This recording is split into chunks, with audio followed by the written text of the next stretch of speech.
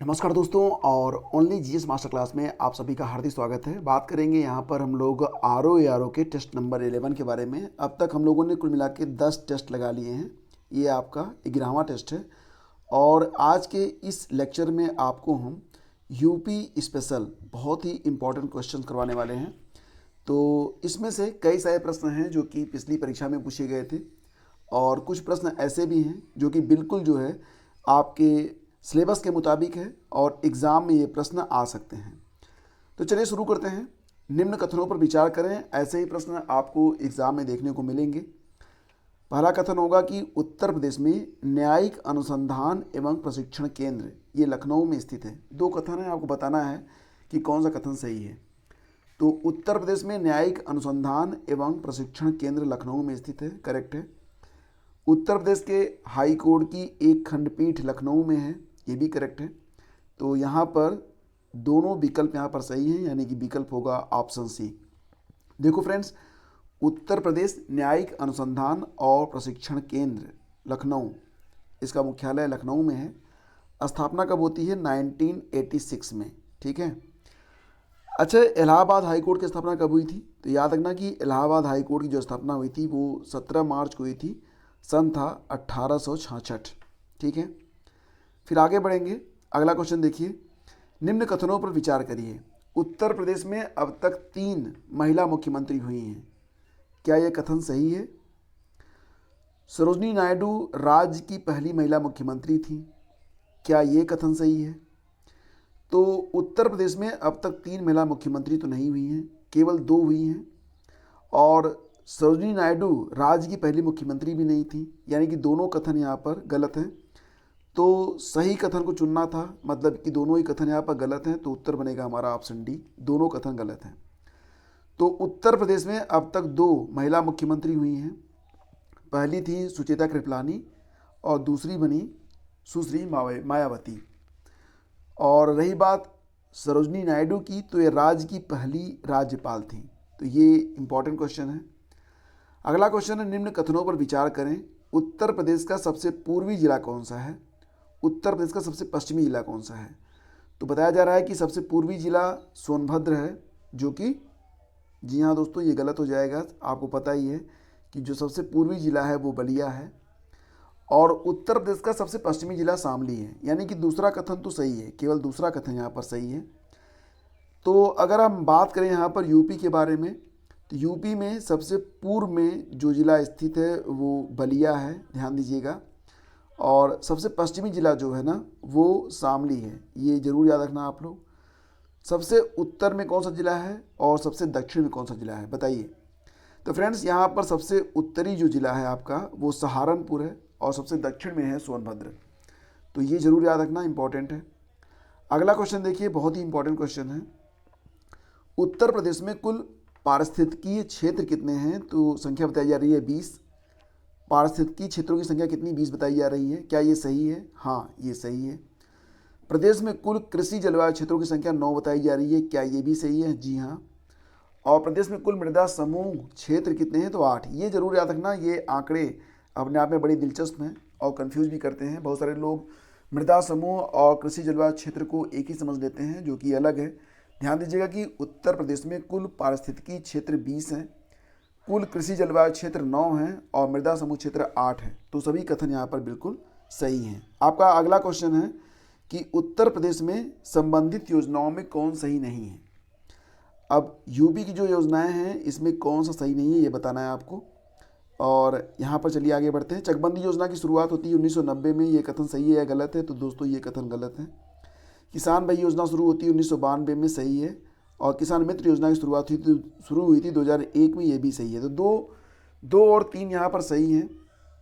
और रही बात अगर चकबंदी योजना के बारे में, तो ये योजना जो थी बहुत ही पहले शुरू हुई थी। कब हुई थी? तो 1954 में स्टार्ट हुई थी। तो यहाँ पर जो आपका कथन 2 और कथन 3 है, यही दोनों सही हैं। मतलब 2 और 3 वाला जो विकल्प होगा ये सही रहेगा। तो विकल्प बी को आप यहाँ पर सही मान सकते हैं। अगला क्वेश्चन आपका है, निम्नलिखित में कौन सुमेलित नहीं है? रामताल ये मेरठ में स्थित है, कीमठ ताल आगरा में है, मदन सागर महोबा में है। दरवन झील वाराणसी में नहीं है, दरवन झील जो मिलेगा ये आपको मिलेगा रामनगरी अयोध्या में मिलेगा। तो यहाँ पर जो सुमेलित नहीं है वो है ऑप्शन डी। देखो फ्रेंड्स, यहाँ पर कुछ बहुत ही इम्पोर्टेंट आपको मैं बता रहा हूँ कि जो ताल के नाम से जाने जाते हैं, कौन सा ताल कहाँ पर स्थित है। एक्चुअली में ये झील का एक छोटा रूप होता है जिसको आप लोग ताल कह सकते हैं। जैसे कि औंधी ताल ये वाराणसी में स्थित है, सागर ताल बदायूं में स्थित है, कीमठ ताल आगरा में है, मदन सागर महोबा में, राम ताल मेरठ में, सुरहा ताल बलिया में और बखीरा झील ये संत कबीर नगर में स्थित है। बखीरा झील कहाँ पर स्थित है? संत कबीर नगर में। और रामगढ़ ताल है एक जो कि गोरखपुर में आपको मिलेगा। तो ये सारे पॉइंट्स यहाँ पर इंपॉर्टेंट हैं। फिर आपका अगला क्वेश्चन है, निम्न कथनों पर विचार करें। माता टीला बहुउद्देशीय बांध परियोजना उत्तर प्रदेश और मध्य प्रदेश की संयुक्त परियोजना है। जो माता टीला बहुउद्देशीय बांध परियोजना है यह उत्तर प्रदेश और मध्य प्रदेश की संयुक्त परियोजना है। बिल्कुल सही है। और यह बेतवा नदी पर स्थित है, ये भी सही है। यानी कि विकल्प 1 और विकल्प 2 यहाँ पर जो दिए गए हैं दोनों ही सही हैं। इस हिसाब से हमारा उत्तर बनेगा ऑप्शन सी। देखो दोस्तों, माता टीला बहुउद्देशीय बांध परियोजना की स्थापना होती है ललितपुर जिले में स्थित है। ये 1958 में ये बना था। एक बात और भी याद रखिएगा कि ललितपुर यह उत्तर प्रदेश का एक बहुत ही इम्पोर्टेंट ज़िला है। बहुत सारे खनिज पदार्थ हैं जो कि केवल ललितपुर से ही मिलते हैं, जैसे कि प्लेटिनम हो गया आपका या फिर यूरेनियम हो गया, ये सारी चीज़ें। इसके अलावा माता टीला बहुउद्देशीय बांध परियोजना है। एक बात और भी याद रखिएगा कि इसके अलावा 1975 में एक बहुउद्देशीय परियोजना जिसका नाम है राजघाट, ये भी आपको मिलेगा। 1975 में बना हुआ था और ये परियोजना भी उत्तर प्रदेश और मध्य प्रदेश की संयुक्त परियोजना है। ये परियोजना भी बेतवा नदी पर ही बनाई गई है। फिर आगे बढ़ते हैं। उत्तर प्रदेश में सिंचाई का सबसे बड़ा साधन कौन सा है? कुआं, नलकूप, तालाब या फिर नहरें? देखो फ्रेंड्स, यहाँ पर अगर हम बात करें उत्तर प्रदेश के बारे में तो उत्तर प्रदेश में नलकूप से ही सर्वाधिक सिंचाई होती है। ठीक है, तो सर्वाधिक सिंचाई लगभग मिला के यहाँ पर 73% जो सिंचाई होती है वो नलकूप से होती है। नहरों से केवल 15.1% जो सिंचाई है ये नहरों से की जाती है और कुआं से केवल 8.6% जो सिंचाई है ये कुएं से की जाती है। तो नलकूप जो है इसे सर्वाधिक सिंचाई होती है यूपी में और इसका जो परसेंटेज है वो 73.4% है। तो ये बहुत ही इंपॉर्टेंट फैक्ट है, याद रखिएगा, एग्ज़ाम में कई बार पूछा भी गया है। कौन सुमेलित नहीं है? सेलखड़ी हमीरपुर में मिलता है, यूरेनियम ललितपुर में मिलता है, ये भी सही है, ये भी सही है। फेल्सपार मिलेगा आपको झांसी में, सही है, लेकिन डोलामाइट महोबा में नहीं मिलता है फ्रेंड्स। तो ये सुमेलित नहीं है और तब यही हमारा जो है आंसर बन जाएगा। तो ऑप्शन सी हमारा आंसर है। डोलोमाइट ये बेसिकली आपको मिलेगा मिर्ज़ापुर, सोनभद्र, बांदा और चंदौली में। जुकाम की वजह से उच्चारण सही नहीं हो पा रहा है। मिर्ज़ापुर, सोनभद्र, बांदा और चंदौली में डोलोमाइट मिलता है। यूरेनियम और प्लेटिनम ये मिलता है आपको ललितपुर में। रॉक फास्फेट मिलेगा आपको बांदा और ललितपुर में, याद रखिएगा। संगमरमर जो होता है ये मिर्ज़ापुर और सोनभद्र में मिलता है और मिर्ज़ापुर और बांदा में हीरा पाया जाता है। तो ये ज़रूर याद रखना आप, ठीक है। और इसके बाद अगला क्वेश्चन होगा, निम्न पर विचार करें। उत्तर प्रदेश में सर्वाधिक वन क्षेत्र वाला, यानी कि उत्तर प्रदेश में सर्वाधिक वन क्षेत्रफल वाला जिला बताया जा रहा है लखीमपुर खीरी, जो कि गलत है। राज्य में कुल वनाच्छादन 6.15% है, ये सही है। तो केवल दूसरा विकल्प यहाँ पर सही है। उत्तर प्रदेश में सर्वाधिक वन क्षेत्रफल वाला जो जिला है लखीमपुर खीरी, ये दूसरे स्थान पर है। तो पहले स्थान पर कौन सा जिला है? तो फ्रेंड्स ये है आपका सोनभद्र जिला। उत्तर प्रदेश का सर्वाधिक वन क्षेत्रफल वाला जिला है सोनभद्र। लखीमपुर खीरी दूसरे स्थान पर। उत्तर प्रदेश में कुल वनाच्छादन जो है वो 6.15% है और वृक्ष लगे हैं कितने? 3.08% पर। दोनों को जोड़ के देखें तो कुल वन और वृक्षाच्छादन क्षेत्र जो हैं वो 9.23% है। तो ये याद रखिएगा। ये बहुत ही अच्छा प्रश्न है कि राज्य में महावीर स्वामी वन्यजीव विहार किस जिले में स्थित है? महावीर स्वामी वन्यजीव विहार ये दोस्तों किस जिले में स्थित है? ललितपुर, लखीमपुर, चंदौली या फिर चित्रकूट? सही जवाब इसका बनेगा ऑप्शन ए, ललितपुर में मिलेगा। मैंने कहा था ललितपुर बहुत ही इंपॉर्टेंट जिला है। महावीर स्वामी वन्यजीव विहार ये मिलेगा आपको ललितपुर में। यहाँ पर फ्रेंड्स मैं आपको बता दूँ, इसके अलावा ये कुछ फैक्ट हैं जो कि एग्ज़ाम के लिए इम्पॉर्टेंट हैं। जैसे कि चंदौली ये सबसे छोटा वन्यजीव विहार है और इसका नाम है चंद्रप्रभा। चंद्रप्रभा वन्यजीव विहार उत्तर प्रदेश का सबसे छोटा वन्यजीव विहार है और ये स्थित है चंदौली जिले में।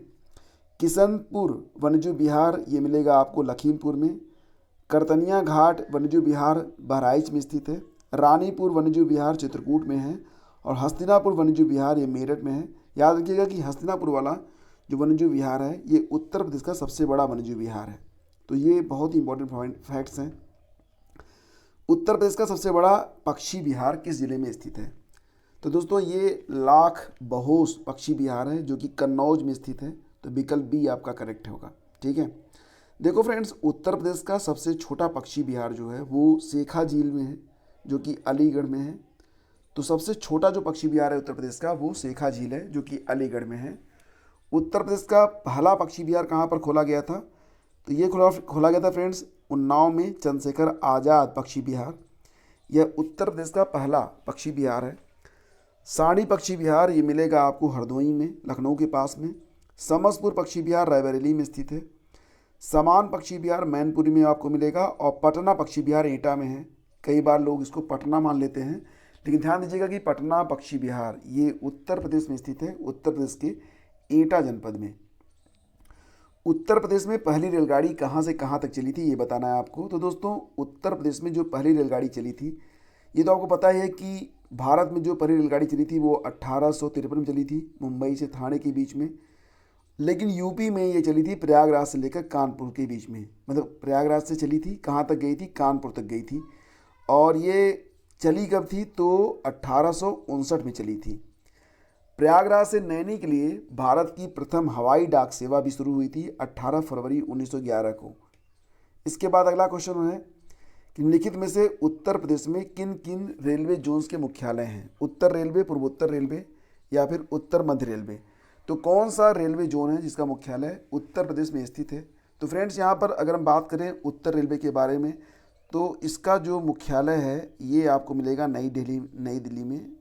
ठीक है, पूर्वोत्तर रेलवे का जो मुख्यालय है ये उत्तर प्रदेश में है और उत्तर मध्य रेलवे का जो मुख्यालय है ये भी उत्तर प्रदेश में है। तो दोस्तों यहाँ पर अगर हम बात करें तो केवल 2 और 3 वाला जो विकल्प है वो सही है, यानी कि विकल्प सी सही है। पूर्वोत्तर रेलवे का जो मुख्यालय है ये गोरखपुर में स्थित है और उत्तर मध्य रेलवे का मुख्यालय प्रयागराज में स्थित है, जबकि उत्तर रेलवे का है दिल्ली में। तो ये तीनों पॉइंट यहाँ पर मैंने लिख दिए हैं जो कि इम्पॉर्टेंट हैं। तबला और सितार का आविष्कार किसने किया था? स्वामी हरिदास वल्लभाचार्य, अमीर खुसरो और तानसेन। दोस्तों अमीर खुसरो ये बहुमुखी प्रतिभा के धनी व्यक्ति थे। खास तौर से अगर गायन और वादन के बारे में बात की जाए तो इनका कोई सानी नहीं था। अमीर खुसरो, ऑप्शन सी करेक्ट है। इन्होंने तबला और सितार तो बनाया ही, साथ ही साथ कव्वाली तराना, इसके अलावा एक और विधा होती है कौल कलवाना, ये सारी शैलियाँ भी अमीर खुसरो ने ही खोजी थी। उत्तर प्रदेश का एकमात्र शास्त्रीय नृत्य कौन सा है? तो दोस्तों यहाँ पर बात हो रही है उत्तर प्रदेश के एकमात्र शास्त्रीय नृत्य के बारे में जो कि कथक होता है। लखनऊ घराना कथक के लिए जाना जाता है। दोनों ही कथन यहाँ पर सही है। कथक के लिए लखनऊ और वाराणसी घराना दोनों जाना जाता है, लेकिन यहाँ पर जो कथन है क्योंकि दोनों सही हैं तो हमारा उत्तर बनेगा ऑप्शन सी। देखो फ्रेंड्स, भारत में कुल कितने शास्त्रीय नृत्य हैं तो ये मैं आपको बता दूँ। देखो फ्रेंड्स, भारत के संस्कृति मंत्रालय के अनुसार 9 मान्यता प्राप्त शास्त्रीय नृत्य हैं। भरत मुनि के ग्रंथ नाट्य शास्त्र की एक प्रसिद्ध कृति में नृत्य का सर्वप्रथम उल्लेख मिलता है। छऊ नृत्य जो है ना, आपको याद रखना चाहिए कि ये जो छऊ नामक नृत्य होता है इसको 9वां नृत्य रूप माना गया है। संस्कृति मंत्रालय ने वर्तमान में कुल 9 भारतीय शास्त्रीय नृत्य शैलियों को शास्त्रीय दर्जा प्रदान किया है। अगर हम इनके बारे में बात करें तो आपको मैं बताना चाहूँगा कि इसमें एक तो आपका जो है भरतनाट्यम है, भरतनाट्यम जो कि तमिलनाडु से संबंधित है। दूसरा आपका कथक है। तीसरा कथकली है। चौथा कुचिपुड़ी है, आंध्र प्रदेश से संबंधित है। ओडिसी जो कि ओडिशा से संबंधित है। मणिपुरी जो कि मणिपुर से संबंधित है। मोहिनी अट्टम ये केरल से संबंधित है और सतरिया असम से। और बात करें तो छऊ, तो ये कुल 9 शास्त्रीय नृत्य शैलियाँ हैं जिन्हें संस्कृति मंत्रालय ने वर्तमान में मान्यता प्रदान की है। आगे बढ़ते फ्रेंड्स, बात करेंगे यहाँ पर बुंदेलखंड से संबंधित लोक नृत्य के बारे में। तो बुंदेलखंड और ब्रज क्षेत्र से संबंधित जो लोक नृत्य होते हैं इस पर आधारित प्रश्न एग्जाम में कई बार पूछे गए हैं। तो बुंदेलखंड से संबंधित जो लोक नृत्य हैं यहाँ पर ज्वारा, इसको जवारा भी कहते हैं, जवारा, ख्याल, देवी नृत्य और घोड़ा नृत्य, तो सभी यहाँ पर सही हैं, यानी कि सभी को यहाँ पर बुंदेलखंड से ही संबंधित चीज़ें हैं। इसके अलावा अगर देखें तो बुंदेलखंड में चंगेलिया, जवारा, शैतान, ढिमिराई, ख्याल, कुम्हाराई, सौरा, घोड़ा, देवी, राई, पाई पंडा, दीवारी और कानरा, ये सारे जो लोक नृत्य हैं ये बुंदेलखंड से संबंधित हैं। इसके अलावा ब्रज क्षेत्र के जो लोक नृत्य हैं उनका नाम है रास, मयूर, झूला, चरकुला, घड़ा और लट्ठमार। ठीक है, कौन सुमेलित नहीं है? मेला और जिलों से संबंधित नाम यहाँ पर दिए गए हैं। सरधना मेला, सरधना मेरठ में लगता है, करेक्ट है। ददरी मेला गाजियाबाद में नहीं लगता है। ददरी मेला ये एक पशु मेला है जो कि बलिया में लगता है, तो सुमेलित नहीं है, तो इसको उत्तर मान लीजिए आप। बटेश्वर पशु मेला आगरा में लगता है। सोरो मेला जो है कासगंज में लगता है। तो यहाँ पर जो ए सी डी ये सही है, लेकिन उत्तर बनेगा हमारा ऑप्शन बी, क्योंकि सुमेलित नहीं है पूछा गया है, तो ऑप्शन इसका सही है बी। देखो फ्रेंड्स, इसके अलावा नौचंदी नामक मेला लगता है मेरठ में। सिकरी मेला कहाँ पर लगता है? तो मोदी नगर गाजियाबाद में लगता है। सरधना मेरठ में लगता है। एक नकटैया नामक मेला है जो कि चेतगंज वाराणसी का मेला है और ये बहुत ही प्रसिद्ध मेला है। कौन सुमेलित नहीं है? सर्व शिक्षा अभियान की शुरुआत 2001 में हुई थी, बिल्कुल सही है। 2001-2002 में सर्व शिक्षा अभियान की शुरुआत हुई। मिड डे मील योजना उत्तर प्रदेश में 1995 में लागू हुआ, करेक्ट है। उत्तर प्रदेश में राइट टू एजुकेशन, शिक्षा का अधिकार, लागू हुआ 2009 में, जो कि गलत है। ये 2011 में लागू हुआ था। तो यहाँ पर जो पहला और दूसरा विकल्प है ये दोनों सही है, तीसरा विकल्प जो है सुमेलित नहीं है। तो 1 और 2 विकल्प सही है, विकल्प ए आपका उत्तर बनेगा। ध्यान दीजिएगा कि शिक्षा का अधिकार नियम ये आया था 2009 में, लेकिन यूपी में लागू हुआ था जुलाई 2011 में, तो ये जरूर याद रखना। वहीं पर साक्षर भारत कार्यक्रम की शुरुआत होती है 1 अक्टूबर 2009 से, तो ये भी आपको याद रखना है। अगला क्वेश्चन होगा, प्राचीन नाम था मतलब यहाँ पर पूछा जा रहा है कि कौन सा ऐसा शहर है, स्थान है जिसका प्राचीन नाम बलवंत नगर था। तो दोस्तों बलवंत नगर ये नाम था झांसी का, और ऑप्शन ए यहाँ पर करेक्ट है। झांसी का प्राचीन नाम था बलवंत नगर। कान्यकुब्ज और महोदय श्री के नाम से जाना जाता था कन्नौज। रामग्राम और गोरक्षपुर के नाम से जाना जाता था गोरखपुर। ब्रह्मसारणी के नाम से जाना जाता था बरसाना को। तो ये प्राचीन नाम है जो कि वर्तमान में जाने जाते हैं अलग नामों से। पंखा और पनिका जनजातियाँ उत्तर प्रदेश के किन जिलों में पाई जाती हैं? तो दोस्तों पंखा और पनिका जो जनजातियाँ होती हैं ये बेसिकली आपको कहाँ पर मिलेंगी? तो सोनभद्र और मिर्ज़ापुर में देखने को मिलती हैं पंखा और पनिका। ध्यान दीजिएगा फ्रेंड्स कि सोनभद्र में परैया, बैगा, अगरिया, पथरिया और भुइया नामक जनजाति पाई जाती है। इसके अलावा जो खैरवार जनजाति है यह देवरिया, बलिया, गाजीपुर, बनारस, चंदौली और सोनभद्र में मिलती है। गोंड ये उत्तर प्रदेश में पाई जाने वाली सबसे ज़्यादा संख्या में पाई जाने वाली जनजाति है, जो कि महाराजगंज, सिद्धार्थनगर, बस्ती, गोरखपुर, देवरिया, मऊ, वाराणसी, मिर्ज़ापुर और सोनभद्र में पाई जाती है। ठीक है, ध्यान दीजिएगा कि राज्य में सबसे ज़्यादा जो जनसंख्या है वो गोंड जनजाति की है, दूसरे स्थान पर खरवार हैं, तीसरे स्थान पर थारू हैं। अब दोस्तों यहाँ पर ये क्विज समाप्त हो रहा है, लेकिन आपके लिए एक प्रश्न है जो कि अगर आपने तैयारी की है वर्तमान समय करंट अफेयर की तो आपको ये बहुत ही आसान लगेगा। बताना है आपको कि खेलो इंडिया यूनिवर्सिटी गेम्स का आयोजन जो हुआ हाल ही में 2023 में कहाँ पर किया गया था? दिल्ली, उत्तर प्रदेश व दिल्ली, या फिर उत्तर प्रदेश और मध्य प्रदेश? तो इसका उत्तर नीचे कमेंट बॉक्स में आप लोग जरूर लिखिएगा। चैनल पर अगर पहली बार हैं तो सब्सक्राइब कर लीजिए। टेलीग्राम चैनल स्टडी विद ज्ञान प्रकाश पर आपको इसकी क्विज भी मिल जाएगी। इसके अलावा अगर आप चाहें तो हमारी जो वेबसाइट है स्टडी विद ज्ञान प्रकाश, इस पर विजिट करके भी आप क्विज को लगा सकते हैं। तो दोस्तों ये थी आज की update. Thank you so much. मिलते हैं आपसे अगले वीडियो में। आज्ञा दीजिए। नमस्कार, जय हिंद।